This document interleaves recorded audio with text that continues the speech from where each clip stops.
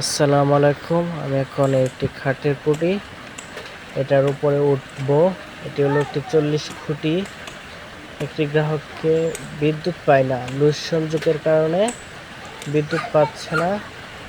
এখন বলছে, বলার পরে আসলাম, আসা দেখি এটা লুজ সংযোগ। গাছের ডালে বাতাসে বাড়ির কারণে তার লাড়া খাইতে খাইতে আস্তে আস্তে লুজ সংযোগ হইতে তারটা পড়ে গেছে। এখন উপরে উঠবো, ওতে তারটা আবার পুনরায় আগের মতন লাগিয়ে দেবো।